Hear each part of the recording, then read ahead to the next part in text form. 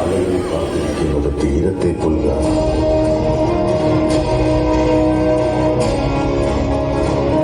സൂര്യൻ കാത്തിരിക്കുന്നത് ആഴിയിൽ അസ്തമിക്കാനാണ്. ഇടിയും മിന്നലും മലകൾക്ക് പിന്നിൽ പോയി മറഞ്ഞു. എന്നെങ്കിലും തിരിച്ചു വരാനായി. വിധി പോലും വിറച്ചുപോയി.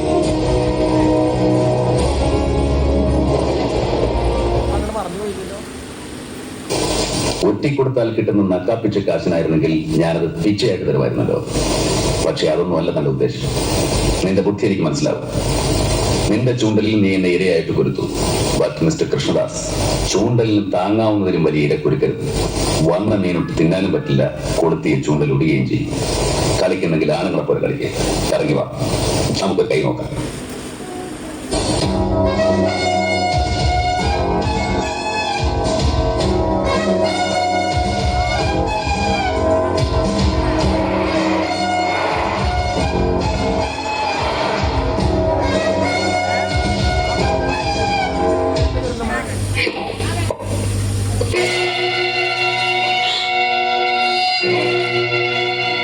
പേടിക്കണ്ട, അമ്മച്ചി ഞാൻ ഒന്നും ചെയ്യില്ല.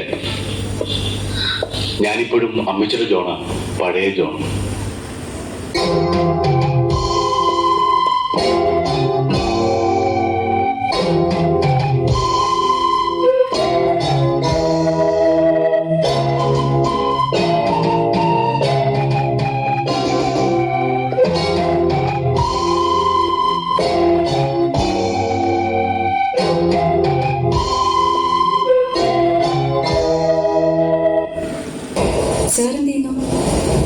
ഞാൻ ചെറിയ ബിസിനസ് ഒക്കെ ആയിട്ട് അങ്ങനെ. എന്ത് ബിസിനസ്? പണ്ട് ബിസ്ക്കറ്റ് കച്ചവടമായിരുന്നു. ഇപ്പോ കോൺട്രാക്ട് കൺസ്ട്രക്ഷൻ. ചിലപ്പോൾ പണിയും ചിലപ്പോൾ പൊളിക്കും. Okay, good night.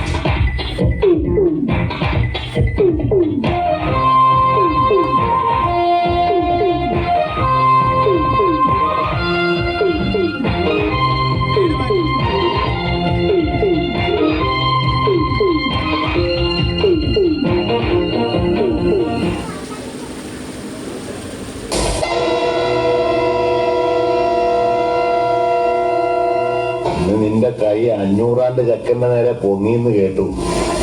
തൽക്കാലം വിട്ടിരിക്കുന്നു. ഇനി ആവർത്തിച്ചാൽ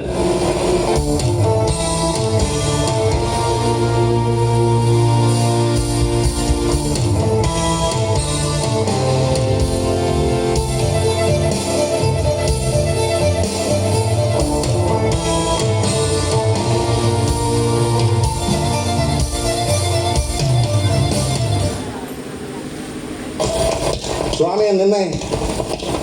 അങ്ങനെ അങ്ങ് പോയാലോ? ഇനി പോവല്ലോ.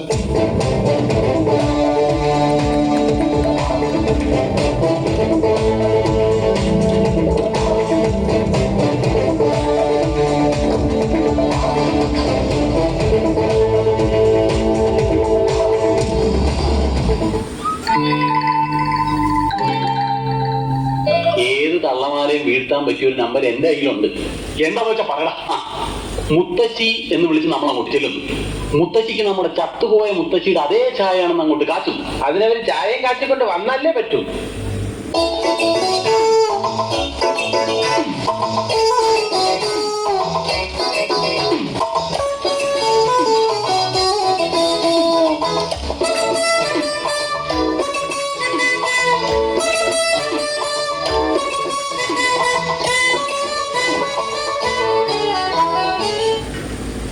ഈയൊക്കെ അരട്ട അവസരമുണ്ട്. അജന്തയിൽ ആദിഭാവം കണ്ടുകൊണ്ട് നടക്കുന്ന ടൈമിൽ നമ്മൾ ഈ സീൻ ഇട്ടതാണ്. നിന്റെയൊക്കെ ഇക്കാനോടൊക്കെ ചോദിച്ചാൽ അറിയാം.